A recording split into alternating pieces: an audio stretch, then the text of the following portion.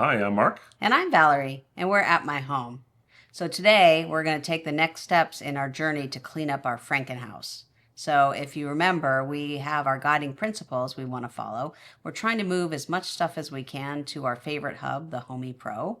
And as we add new things to our house, we want them to support matter if possible. If possible is the key word, Right. We started by taking inventory and we walked room to room with my little notepad here.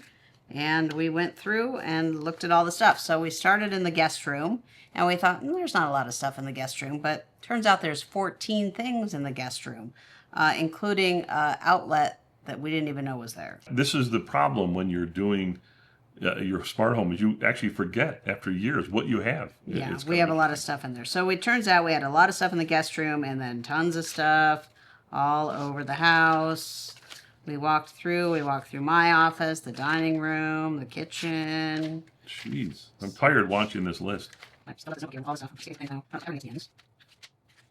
Man. There's a lot. There's yeah, a lot I kind of of stuff. skipped a lot. Anyway, but so after we walked through the whole house, we came up with 411 smart home devices, and that includes 335 inside, and the rest of them were in the garage and outside.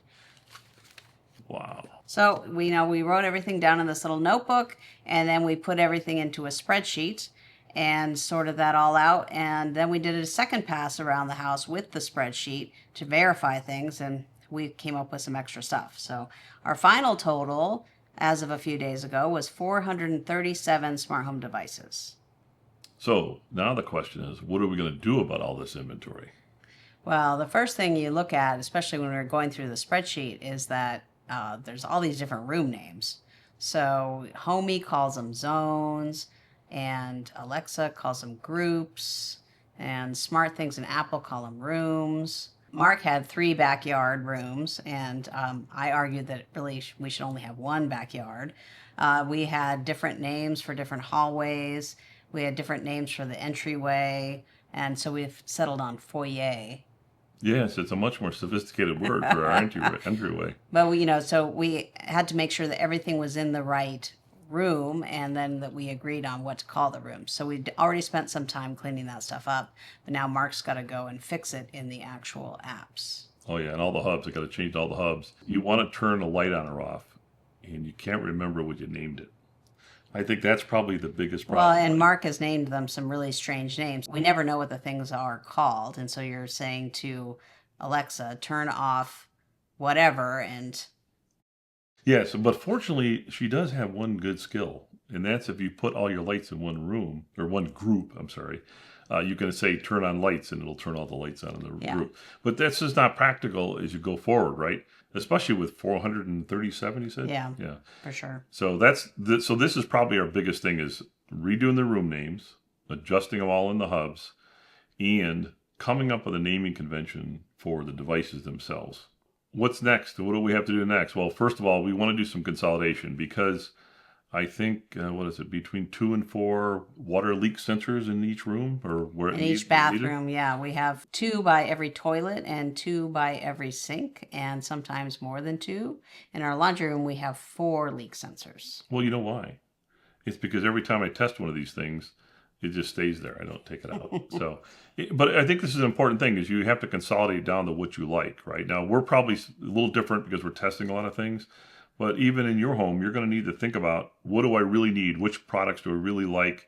Which ones fit into my smart home? We marked a lot of devices for removal, things that don't work, things we don't really need anymore, things that are duplicates, or things that where the company went out of business. Our favorite presence sensor was the Roomie by IntelliThings, right? Mm-hmm. Yeah, we really love the Roomie sensors, and we have them up in the ceiling on almost every room. Unfortunately, they went out of business, but we really think presence is important to making a really good smart home. So Mark's been testing I guess we've been testing the Aqara FP2 sensors, and those work pretty good. They're different from the Roomies, but we haven't installed them in all our rooms yet. So 2 of our guiding principles are we want to get down to, as best we can, a single hub. And in this case, we're trying to focus on Homey Pro. And there's a reason for that. Homey Pro does a great job with automation. So we want to kind of get all our automations to it. But that means getting all the devices to be covered by it. And the second thing is making sure we support Matter because that's the new protocol. things are starting to now come on the system using Matter. So those are the two things that we're trying to get done here. Keep in mind, that doesn't mean everything's going to go away. You know, we have robot vacuums and we have video doorbells and all those things. And a lot of them have their own apps. And a lot of them, even though, for example, like we have a Roborock vacuum that we can actually control with Homey, but you can always tell it to go clean or not clean. We know we're still going to have those dedicated apps that these special products require. Okay, so what's next? So in our next video, we're going to go through, we're going to clean up the names and consolidate the sensors, but then we also have to inventory our different automations because we have so many automations we've been using for years. Sometimes we forget like what hub they're on, and there's a lot that maybe we're not using, so we want to try to get that cleaned up. So as best we can, we want to clean up the hubs and everything that's connected to it because we really want to clean up Alexa, because the problem with Alexa is that she seems to remember everything we've ever done in our smart home. And the way Alexa works is she pulls the names from the hubs and from the devices you install if they don't work with a hub. But she does, you're right, she never forgets. And that clutter is crazy. And so in order for us to clean up Alexa, we're going to need to clean up the hubs first. Yeah. Right? Once we get that done, then we can tell Alexa to start over, I think is the key. That should be its own video. All right, so we've got a lot of work to do, so we're going to share the results with you in our next video. And in the meantime, if you have any questions or comments about what we're working on or questions about your own smart home, we'd love to hear from you, so please drop them in the comments. Thank you for watching. Thank you.